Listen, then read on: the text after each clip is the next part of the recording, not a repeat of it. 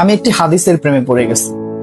হাদিসটা হচ্ছে ঠিক এমন যে যখন বান্দা একটি ঘরে কান্না শুরু করে এবং তখন আল্লাহর ফেরেশতারা বলে যে আল্লাহ তোমার এই বান্দাটা কি জন্য কষ্ট পাচ্ছে, এবং ফেরেশতারা আল্লাহর কাছে কান্নাকাটি করে বলে যে তার মনের ব্যথাকে তুমি আল্লাহ কমিয়ে দাও। তখন আল্লাহ তাআলা বলেন যে আমার বান্দা এমন কোনো কিছুর মায়া পড়েছিল বা ভালোবেসেছিল যা আমার চাইতে সে বেশি ওই জিনিসটার প্রতি ভালোবেসে ফেলেছিল।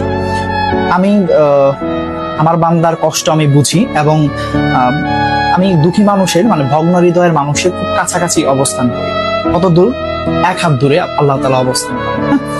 এবং আরেকটা কথা হচ্ছে ফেরেশতারা তখন বলতে থাকে আল্লাহ তুমি চাইলেই কি সেই বান্দার সেই অভাবগুলো তুমি পূরণ করতে পারো না? তখন আল্লাহ তাআলা বলেন যে আমি ওয়াদা করতেছি আমার বান্দা যে জিনিসটা তার জীবন থেকে হারিয়েছে তার চাইতে অধিক উত্তম জিনিস আমি তাকে দিব, যা দেখে পৃথিবীর মানুষ বিস্মিত হবে।